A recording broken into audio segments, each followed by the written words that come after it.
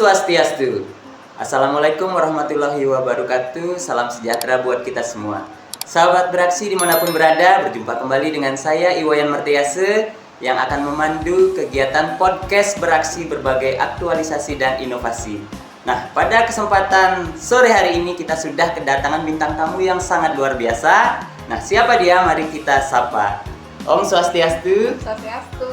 Nah, sahabat beraksi yang ada di rumah, nah beliau ini adalah orang yang sangat luar biasa dan banyak prestasi tentunya. Nah, beliau tidak lain dan tidak bukan yaitu Ibu Dewa Ayu Anom Pratiwi. Nah, beliau sekarang menjabat sebagai Kepala TK Negeri Pembina Kabupaten Karangasem. Nah, mau tahu tentang beliau? Ayo ikuti podcast ini. Oke, gimana kabar Bu Dewa Ayu? Kabarnya baik, astukara baik Pak Wayan. Nah, enaknya saya panggil ibu apa kakak ini ya? Boleh apa aja. Saya menyesuaikan kakak aja ya. Nah, sahabat beraksi yang ada di rumah, Kakak Dewa Ayu ini adalah salah satu motivator yang ada di Kabupaten Karangasem karena beliau sangat sering sekali dilibatkan dalam kegiatan-kegiatan pelatihan guru. Kemudian beliau juga sebagai salah satu asesor dari Badan Akreditasi Nasional PAUD dan PNF Provinsi Bali. Nah, selain itu beliau juga adalah pendamping guru penggerak untuk guru-guru di Kabupaten Karangasem dan masih banyak lagi.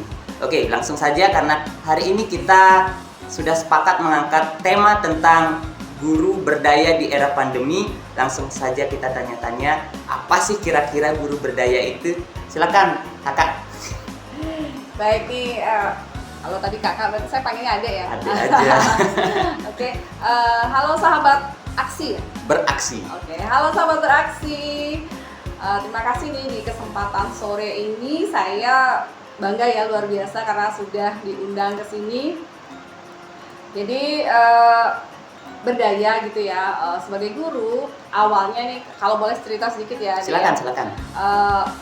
Awal jadi kepala sekolah itu saya di tahun 2020 di Januari. Nah, belum selesai saya belajar tentang gimana sih jadi seorang kepala sekolah, tiba-tiba dihadiahkan dengan pandemi ini gitu ya. Hadiah ya. Ya, bayangkan 2,5 bulan saya harus berhadapan dengan pandemi. Belajar menyesuaikan diri dengan kebiasaan baru, belajar menyesuaikan diri dengan yang gimana sih dulunya anak-anak ramai di sekolah, kita belajarnya tatap muka, tiba-tiba nih sekarang apa yang harus saya lakukan? Dipaksa daring gitu ya. Dipaksa daring, kemudian ini saya harus berbuat apa nih ke guru-guru saya gitu. Jadi kalau di sana saya menyerah, saya hanya menunggu arahan, hanya menunggu ini yang harus dilakukan, mungkin saya nggak bisa berbuat yang lain lagi gitu. Jadi di sana saya sempat mungkin muncul ide. Ya, bolehlah 5 menit kita nyerah gitu ya. Sempat nyerah berarti ya. Cukup 5 menit saya harus ngapain gitu. Akhirnya saya mulai mencoba ya, tipenya sih orang yang suka kepo gitu ya kalau bahasa sekarang nih.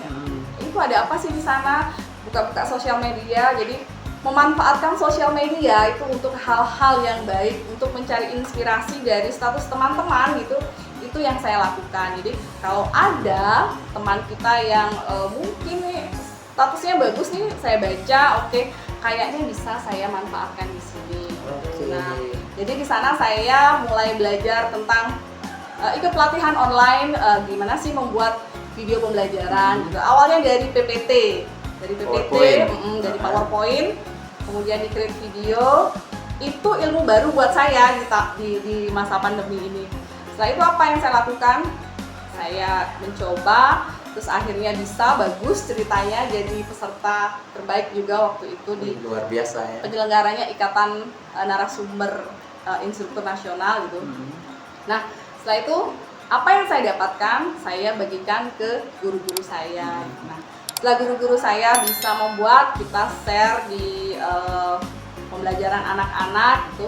Jadi mulai dari sana belajar terus. Jadi setiap ada kegiatan pelatihan diusahakan untuk ikut. Itu awalnya hanya mengisi diri dulu, belum fokusnya ini kira-kira berhasil nggak sih apa yang saya lakukan gitu. Itu belum saya pikirkan berhasil dan tidaknya, tetapi mengisi diri itu dulu yang saya lakukan. Nah, Setelah beberapa kali ikut kegiatan dan rasanya guru-guru sudah siap, baru deh kita mulai actionnya Ya, gitu. guru-guru untuk ikut Ya, juga jadi ya. yuk ini video-video kita mau diapakan, gitu, sempurnakan. Setelah itu share ke, tentunya tadinya kita nyonteknya di media sosial, sekarang apa yang kita lakukan ya balik lagi, kita lempar lagi ke media sosial dengan tujuannya anak-anak bisa nonton dari sana. Bahkan teman-teman guru di Kabupaten Karangasem juga mungkin, oh ini loh buat video pembelajaran. Jadi seperti itu ya. Kalau guru berdaya, menurut saya sih guru yang mampu mengatasi pandemi, guru yang mampu melawan semua pandemi ini, bukan menjadi guru yang tidak berdaya dengan keadaan, tetapi guru yang mampu menyesuaikan. Ya, benar. Oke, menyesuaikan dengan keadaan seperti sekarang, artinya tetap bergerak walaupun situasi tidak memungkinkan untuk tatap muka gitu ya. Oke, luar biasa sekali ya sahabat beraksi dimanapun berada. Oke, kalau kita berbicara tentang tentang action di masa pandemi ini, tentunya memang kita tidak bisa dipungkiri kita memang harus selalu berinovasi. Artinya seperti tadi kakak sampaikan, mungkin lihat status atau postingan-postingan yang menginspirasi, kalau memang bisa kita terapkan, kenapa tidak? Iya, benar. Oke, nah tadi juga sangat menarik saya simak bahwa ketika kakak artinya mendapat ilmu dari media sosial, kakak berusaha mengikuti pelatihan-pelatihan yang ada. Nah setelah mampu, ditularkan kembali kepada guru-guru yang ada. Oke, nah kakak, saya sempat baca sedikit profil tentang kakak. Nah, kakak sempat menerima penghargaan sebagai guru berprestasi pada tahun 2018. Oke, kemudian dilanjutkan dengan menerima anugerah Widya Kusuma juga ya dari pemerintah pusat dalam hal ini. Provinsi Bali. Ya. Oke, bisa diceritakan sedikit mungkin apakah itu yang mendasari kakak untuk terus berbuat sehingga ya kakak bisa dikenal sampai sekarang. Oke, silakan kakak. Apa ya? Jadi sebenarnya awalnya begini ya, di tahun 2018 itu sebelum-sebelumnya nih, karena saya kebetulan jadi ketua IGTKI, jadi ketua Ikatan Guru Taman Kanak-Kanak Indonesia di Kabupaten Karangasem. Setidaknya ketika ada lomba guru berprestasi itu saya dilibatkan gitu, entah sebagai tim pendamping atau seperti apa. Nah dari sana saya belajar gitu ya, saya belajar oh ternyata kalau kita mau ikut lomba itu segala piagam, sertifikat atau apapun itu yang menunjang dalam kegiatan lomba itu, seperti PNS yang mau naik pangkat itu hanya diakui 2-3 tahun. 3 tahun terakhir. Iya, 2-3 tahun terakhir. Jadi saya berpikir, wah ternyata saya punya sertifikat itu yang memang udah hampir ke 3 tahun nih gitu loh. Jadi saya mempunyai motivasi diri, saya punya sesuatu yang bagus, kenapa saya nggak coba lakukan tanpa waktu itu saya nggak ngeliat saya akan menang atau enggak sih. Yang penting saya nyoba nih, dan utamanya sih biar apa yang saya punya, apa yang saya peroleh itu nggak mubazir gitu kan, kasihan ya nih. Wah ini sertifikat ikatan NSIN, ini ada sertifikat asesor, terus ada saya punya hal-hal yang lain, kalau 2-3 tahun nggak bisa saya apakan, Ya, rugi, kayaknya ya. gitu ya. Oke. Jadi strategi bukan untuk ambisius, tetapi strategi untuk memotivasi diri dengan potensi yang kita miliki, dengan hal-hal yang udah kita gunakan ya dieksplor aja. Explore kembali gitu ya. Oke, tentunya untuk menjadi seorang yang bisa berprestasi apalagi di kancah nasional itu kan berat ya kakak ya. Hanya tidak segampang kita membalikkan telapak tangan. Dan mungkin bagi sahabat beraksi yang lagi menonton, karena kita live Facebook juga, bisa diceritakan dong sedikit apa sih kiat-kiat yang harus kita lakukan agar bisa menjadi guru berprestasi. Karena kita lihat juga di Kabupaten Karangasem yang mungkin pengkaderisasiannya itu ya sedikit minim ya kakak ya. Ya mungkin sekarang lah saatnya kakak sebagai seorang ketua IGTKI, kepala TK negeri bisa mengkaderisasi agar bermunculan guru-guru berprestasi di Kabupaten Karangasem. Silakan kakak. Oke. Sebenarnya Karangasem itu sangat-sangat kaya dengan guru-guru yang pintar, guru-guru yang sangat cerdas. kaya. Ya, sangat kaya akan itu. Hanya saja mungkin masih kurang kesempatan, masih kurang kurang tahu nih, oh ternyata ada loh seperti ini gitu. Jadi terus nih ada tambahan lagi nih, guru-guru khususnya yang saya bilang di PAUD ya, di guru TK ini terlalu down to earth gitu ya. Jadi bisa gini nggak bisa gitu, kesannya agak malu aja gitu. Jadi saya sih mikirnya tinggalkan deh budaya malu itu. Budaya malu bukan berarti ya malu dalam yang apa, tetapi malu yang kalau disuruh tampil, aduh malu. Terus kalau mau ada kegiatan apa, duduknya pasti milihnya paling belakang. Paling belakang. Budaya orang ya, kita ya. Coba deh mulai sekarang boleh percaya diri, tetapi tidak over, tidak berlebihan yang seperti itu. Tetapi ada saatnya nih, oh iya, sesekali bolehlah saya tampil di depan seperti itu. Kemudian rajin-rajin untuk ikut kegiatan ya. Ini ada kegiatan gini, ayo ikut. Ya selama kita masih ada waktu. Kalau bisa sih disempatkan ya, disempatkan waktu untuk mengisi diri gitu, ikuti berbagai pelatihan, kemudian ikuti berbagai kegiatan. Nah, dari kegiatan-kegiatan yang kita ikuti tadi, menurut saya itu akan menambah pengalaman, ilmu, wawasan, jam terbang, ya apapun hal positif lainnya itu pasti bertambah dari sana. Nah, hubungannya dengan guru berprestasi ini apa gitu? Jadi saat di sana itu kita tes psikologinya itu lebih ke hal-hal nyata kan yang terjadi. Ini sebagai guru pilihannya kalau ada ini yang mana yang lebih dipilih. Nah, menurut saya saat itu yang pilihan yang utama itu adalah lebih kepada apa yang terjadi di lapangan gitu. Jadi ya memang harus banyak pengalaman gitu. Kalau kita hanya nyaman di dalam ketidaknyamanan, hanya nyaman di posisi itu aja, kita nggak akan. Kalau hanya sebagai guru yang hanya mengajar di kelas ya mungkin kurang pengalamannya. Nggak pernah keluar, nggak pernah ikut kegiatan-kegiatan lainnya. Oke, luar biasa sekali. Oke kakak, mungkin ada juga beberapa guru yang sempat dulu pernah saya dengar pertanyaannya. Nah, kita sebagai seorang guru dengan tuntutan administrasi yang begitu banyaknya itu saja sudah berat. Nah, apalagi dituntut supaya bisa berdaya, kemudian bisa ikut kegiatan ini dan itu misalnya. Nah, mungkin ada tips atau trik yang bisa kakak berikan walaupun tugas di lembaga itu berat, tetapi bisa tetap kita menyempatkan untuk ikut kegiatan. Kakak?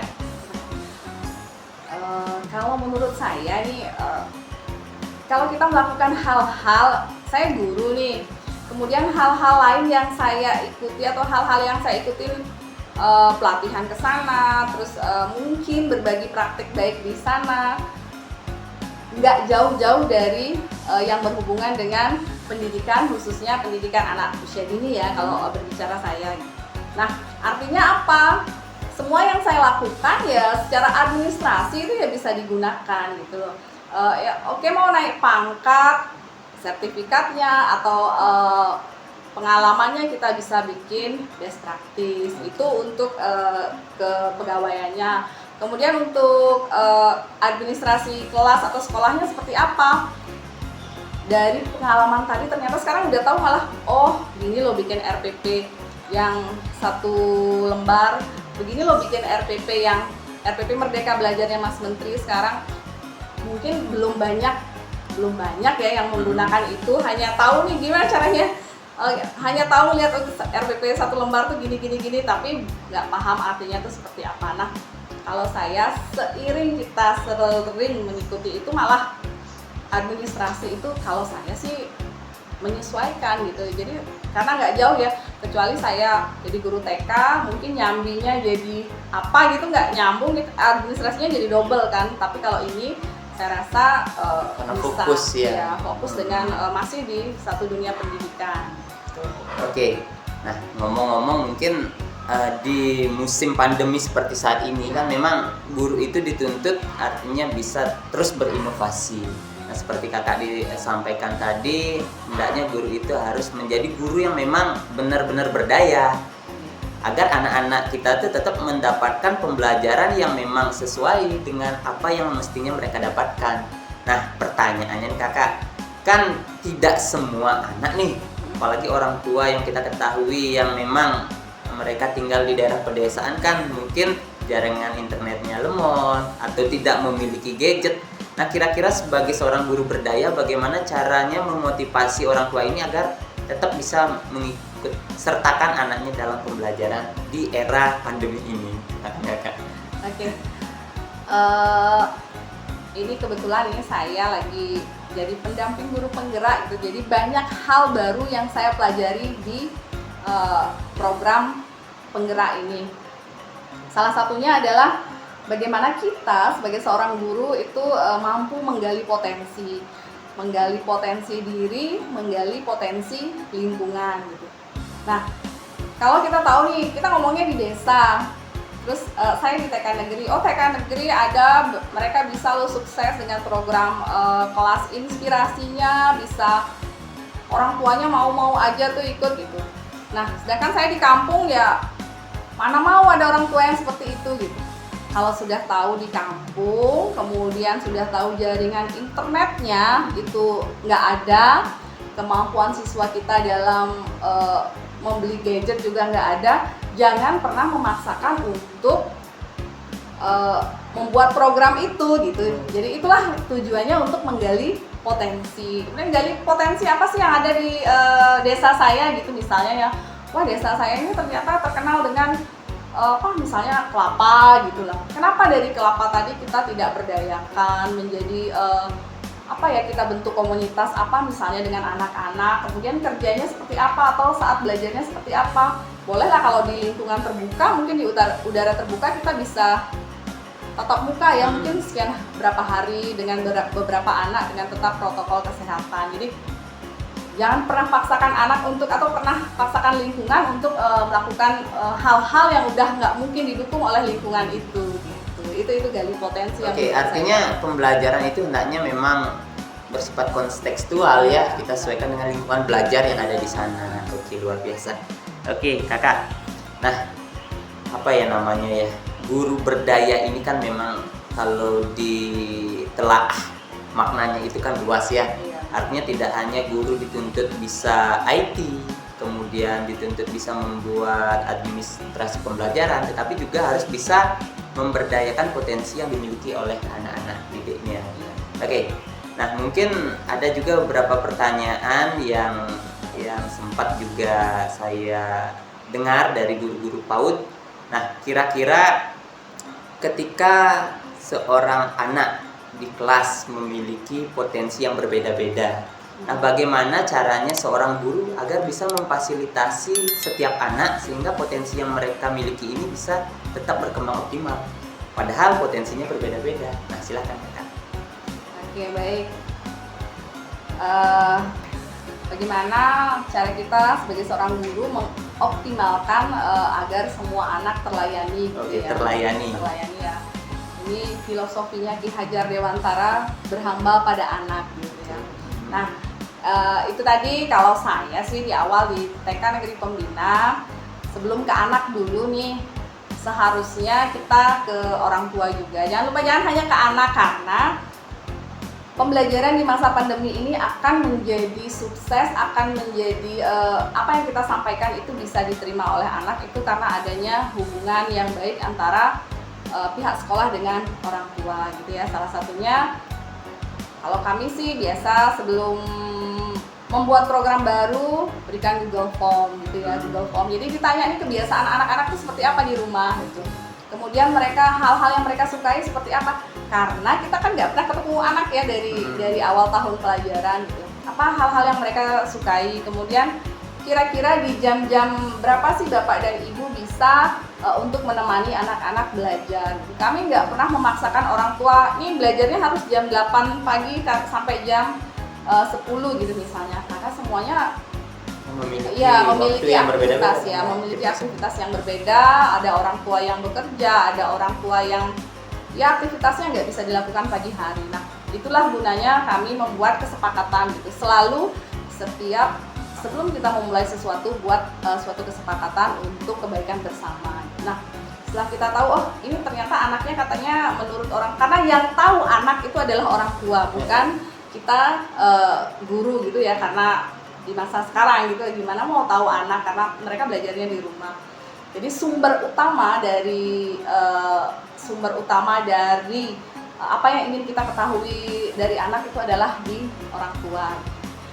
Setelah itu barulah mulai melakukan pendekatan-pendekatan, dan kami nih di TK Negeri kebetulan menggunakan pembelajaran yang agar bisa melayani semua anak, jadi diferensiasi, pembelajaran yang berdiferensiasi gitu, karena kebetulan nih di sekolah kami ada 2 CGP juga, 2 calon guru penggerak.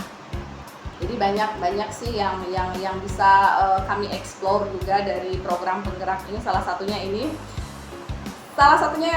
yang udah kita lakukan adalah membuat program kelas inspirasi. Jadi anak-anak di sana bisa belajar dari sumber belajar lain ya. Misalnya kalau tadi ini kelas inspirasi kita Bapak polisi.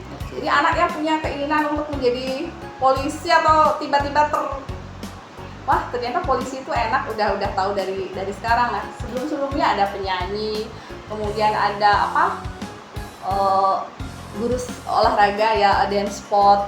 Sebelumnya juga kita buat star pizza. Jadi kita mengharap dari semua yang kita lakukan tadi keberagaman anak dapat terlayani. Selain itu kita juga kalau buat media tuh tidak hanya satu media untuk konten materi yang kita berikan, kadang kita berikan video, kemudian voice note, atau kadang kita pakai radio edukasi buat anak-anak yang mungkin lebih tertarik untuk mendengar atau kemampuan audionya lebih ingin menonjol ya. Jadi berusaha dulu nih, pilihan kepada anak tuh harus banyak ya, nggak oke nak sekarang anak-anak harus belajar gambar gitu.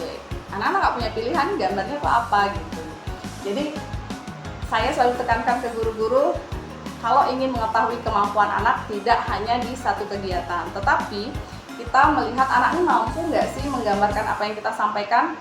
Menggambar atau bercerita tidak hanya dalam bentuk cerita, tidak hanya dalam bentuk gambar, tetapi gambar atau itu bisa disampaikan melalui nyanyian, melalui puisi, melalui cerita, melalui lukisan. Banyak hal. Iya, banyak hal. Jadi keberagaman itu tergantung kita nih. Kita yang jadi guru yang harus terbuka akan perubahan, guru yang harus belajar ya, tiap hari harus belajar. Wah sekarang ini ada apa nih gini? Tetap gurunya harus belajar. Iya, gurunya tetap harus belajar. Oke kakak, jadi pada intinya seorang guru itu harus kreatif dalam menyediakan berbagai layanan pembelajaran, kemudian harus bisa bersinergi dengan berbagai stakeholder. Nah seperti tadi sampaikan dengan polisi, dengan penyanyi atau stakeholder lainnya. Oke kakak, Niki, ada satu pertanyaan juga yang mungkin sudah sempat sih beberapa kali dibahas, tetapi rasanya juga belum mendapatkan titik temu. Oke, sebenarnya beberapa sekolah di TK khususnya itu ada beberapa yang memang mengajarkan calistung bagi anak didiknya. Nah, karena tuntutan begitu mereka masuk ke sekolah dasar harus sudah bisa membaca. Nah, kira-kira menurut kakak sebagai kepala TK negeri, sebagai ketua IGTKI itu benar nggak dilaksanakan? Silakan kakak. Oke, kalau jawab benar salahnya saya nggak berani jawab di sini ya. itu kembali lagi ke pribadi atau kembali ke orang tua masing-masing. Hanya saja kalau menurut saya nih, atau di Permendikbud nih, membaca, menulis, berhitung itu kan memang diajarkan setelah anak-anak siap gitu ya. Nah, dan dari pengalaman saya, membaca, menulis, berhitung itu adalah sesuatu hal yang mudah untuk dipelajari. Tetapi membangun bagaimana anak-anak mampu berkomunikasi sejak dini, mengajarkan anak-anak bagaimana mereka mampu bersosialisasi itu butuh waktu yang lama, dan itu melalui pembiasaan yang harus mereka lakukan sejak anak-anak gitu ya. Bayangkan nih kalau sejak kecil mereka nggak pernah bergaul, kemudian hanya membaca, menulis, berhitung. Setelah besarnya jadi anak yang pendiam.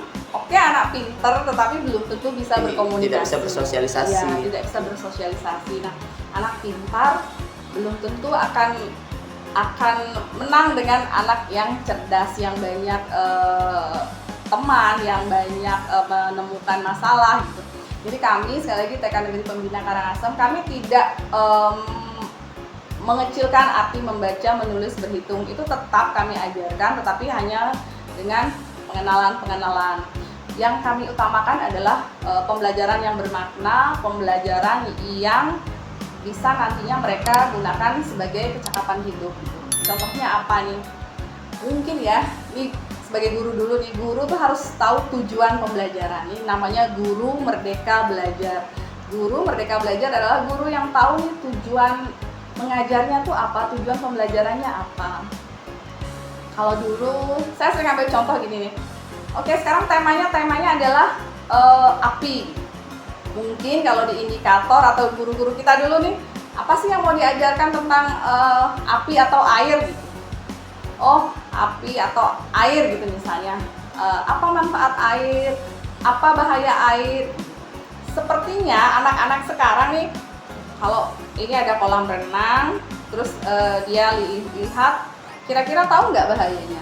Pasti zaman sekarang udah tahu mereka ya, dengan seiring dengan kecanggihan teknologi gitu, pasti tahu. Jadi jangan lagi selalu pikirannya, oh kalau tema air, tema api, bahaya air, bahaya api. Tetapi apa sih yang di kehidupan sekarang tentang air, api yang perlu kita ajarkan? Oke, di air mungkin air tuh sekarang udah langka. Kemudian sumber air kita tuh sudah banyak yang mengering. Kemudian PDAM kita tuh sering udah mati-mati gitu ya. Terus apa yang kita lakukan dengan pembelajaran mengenai air? Mungkin cara kita tuh gimana sih anak-anak bisa sadar bahwa air itu sulit. Jadi cara menghemat air itu seperti apa? Ketika ada keran yang masih menyala, bisa punya inisiatif untuk mematikan. Nah, itu pembelajaran tentang kecakapan hidup. Hal-hal seperti itu yang rasanya kalau kita tidak ajarkan dari usia dini itu lebih sulit membangun karakter itu saat mereka udah dewasa nanti. Luar biasa sekali ya sahabat beraksi ya. Nah intinya artinya tidak mentok dengan apa yang memang sudah ada di pembelajaran terdahulu ya kakak ya. Artinya seorang guru yang berdaya di era pandemi ini hendaknya memang harus selalu memiliki inisiatif untuk mengembangkan pembelajaran. Oke kakak, nah ini pertanyaan terakhir mungkin karena saya lihat juga tadi di kurikulum IT-nya kakak juga seorang asesor Badan Akreditasi Nasional PAUD dan PNF Provinsi Bali. Nah ngomong-ngomong nih, untuk Karangasem kan masih banyak nih lembaga yang belum terakreditasi. Nah kira-kira kakak sebagai seorang asesor, apa sih langkah-langkah yang mungkin ditempuh agar lembaga-lembaga PAUD atau PNF yang ada di Kabupaten Karangasem ini mungkin tahun ini atau tahun depan bisa terakreditasi semuanya? Silakan kakak. Oke, siap. Gimana ya teman-teman guru TK? Jadi sebenarnya akreditasi itu kan bukan sesuatu yang menakutkan, bukan sesuatu yang wah tiba-tiba nih akreditasi saya harus membuat administrasi selama 3 tahun. Saya harus menyiapkan administrasi kelas nih selama sekian tahun. Sebenarnya nggak ada tuntutan itu ya. Kalau kita sebagai guru melakukan tugas yang memang semestinya kita lakukan itu dilakukan setiap hari, dilakukan secara berkesinambungan gitu ya. Jadi jangan jadi guru datang ke sekolah ngajar tanpa ada persiapan, kemudian hanya melihat jam, oh udah jam 10 selesai ngajar, udah selesai pulang. Nah, kapan kita punya administrasi? Nah, inilah gunanya guru. Guru yang berdaya, guru salah satunya ya guru yang harus bisa mengatasi situasi gitu ya. Jadi biasakan untuk disiplin, biasakan untuk kalau memang harus buat administrasi buat. Gimana mau ngajar kalau kita nggak punya administrasi, nggak punya rencana pembelajaran? Kasian nih anak-anak, katanya anak-anak usia dini nih anak-anak generasi emas penerus bangsa ya. Jangan sampai anak-anak ini salah di tangan kita. Jadi tentukan tujuan pembelajaran. Saya minggu ini mau mengajarkan apa sih? Tujuan saya mengajar tuh apa? Maka siapkan administrasi. Setelah selesai mengajar, biasakan untuk membuat penilaian. Wah tadi nih yang sudah nyetok tugas hari ini siapa. Kayaknya administrasinya nggak jauh-jauh dari itu gitu karena selanjutnya untuk ke rapot, ke narasi itu kan dilakukan setiap 6 bulan sekali. Artinya sebagai kepala sekolah pun begitu. Kalau gantinya supervisi, ibu jadwal supervisinya berapa kali dalam satu semester direncanakan supervisi? Boleh sih meleset tanggal dari rencana, paling tidak nggak jauh-jauh amat gitu ya. Jadi semua yang kita kita memang harus lakukan ya lakukan gitu. Boleh bercanda boleh, tidak dengan dalam suasana yang tegang, dalam suasana yang menakutkan gitu ya, tetap dalam suasana kekeluargaan, menyenangkan, tetapi disiplin tetap dimulai dari diri sendiri. Oke, jadi pada intinya kalau mau dilakukan akreditasi ini bukan hal yang sulit ya kakak ya. Artinya ya sesuai dengan pesan kakak tadi ya, seorang guru harus bisa membagi waktu kapan harus mengajar dan kapan harus menyiapkan administrasi pembelajaran yang dimaksud. Ada 8 itu ya kakak ya, 8 standar nasional pendidikan yang memang harus dilengkapi oleh sekolah jika ingin terakreditasi. Oke kakak, pertanyaan terakhir. Nah mungkin apa harapan kakak sebagai mungkin salah satu pegiat pendidikan yang mungkin namanya sedang bersinar nih sekarang di Kabupaten Karangasem, mungkin di tingkat nasional. Nah bagi pemerintah daerah Kabupaten Karangasem, kebetulan kan kita memiliki kepala daerah yang baru dilantik, agar pendidikan PAUD khususnya di Kabupaten Karangasem ini bisa berdaya. Tidak hanya gurunya tetapi lembaganya berdaya, stakeholder yang ada di dalamnya berdaya, sehingga Karangasem pun bisa menjadi kabupaten yang berdaya. Silakan. Oke, jadi saya rasa melihat program kerja Bapak Bupati, saya senang sekali ya bahwa sangat menukik ke pendidikan anak usia dini. Jadi saya rasa Bapak Bupati sadar banget nih bahwa pendidikan anak usia dini itu sangat penting artinya gitu. Nah, apa sih yang dilakukan supaya pemerintah atau supaya lembaga-lembaganya menjadi lembaga-lembaga yang berkualitas, lembaga-lembaga yang memiliki mutu gitu ya. Berdaya yang saya maksud di sini adalah berdaya yang mampu untuk beradaptasi dengan situasi, berdaya yang mampu untuk menggali potensi. Artinya begini, kalau jadi guru itu di masa pandemi ini, saya nggak jadi males ngajar gitu ya, misalnya nih saya males ngajar nih karena apa, udah pandemi, nggak dapet honor, orang tua nggak mau bayar SPP gitu misalnya nih. Terus lembaganya ngapain, ya udah tutup aja sekolah, kan nggak mungkin seperti itu. Nah apa sih yang mesti kita lakukan? Nah inilah kreativitas, menggali potensi diri itu yang utama. Bahwa pekerjaan menjadi seorang guru itu nggak hanya harus guru yang mengajar aja pekerjaan jadi guru, bahwa banyak loh pekerjaan lain yang bisa menghasilkan gitu ya bagi yang mampu untuk menggali potensi dirinya. Contohnya apa? Menjadi seorang narasumber mungkin ya, kalau kita memang memiliki kemampuan untuk itu. Kemudian menjadi seorang penulis, kan penulis cerita, penulis apa itu kan bisa menghasilkan ada hasil juga dari sana. Kemudian apa yang dilakukan guru lain? Kalau saya saya berkreativitas nih, apa sih? Saya suka membuat media-media. Nah itu bisa juga kita hasilkan. Artinya kewirausahaan itu pun bisa kita mulai dari lembaga tadi. Nah jadi sinerginya itu yang pertama adalah kolaborasi, memanusiakan hubungan, membangun keberlanjutan. Saya rasa pendidikan akan menjadi sangat maju. Pendidikan seperti yang kita mau gitu ya bisa terlaksana kalau semua stakeholder tadi mau berkolaborasi, memanusiakan hubungan, membangun keberlanjutan, pasti deh Indonesia maju gitu. Luar biasa ya. Membangun hubungan. Oke sahabat beraksi, tidak terasa 1 jam sudah kita lewati. Kalau berbicara dengan kakak kita satu ini ya rasanya waktu itu sangat cepat berlalu. Jadinya ya mungkin ini bukan pertemuan podcast kita yang pertama dan terakhir ya kakak ya, karena banyak sekali hal yang mungkin ingin saya tanyakan, begitu juga guru-guru di luaran sana. Mungkin nanti akan saya rekap, mungkin ada beberapa guru yang sudah sempat komen karena tidak sempat saya lihat. Nanti kita akan bahas kembali di mungkin sesi selanjutnya. Oke sahabat beraksi dimanapun berada, itu tadi perbincangan hangat kita dengan kakak narasumber yang luar biasa, yang memang sudah terbukti beraksi nyata ya tidak hanya di media sosial tetapi juga di lembaga yang beliau pimpin, sehingga memang untuk saat ini Kabupaten Karangasem tidak dipandang sebelah mata lagi. terutama di jenjang pendidikan anak usia dininya. Nah, ada beberapa hal yang sempat saya simak tadi dan ingin saya review kembali.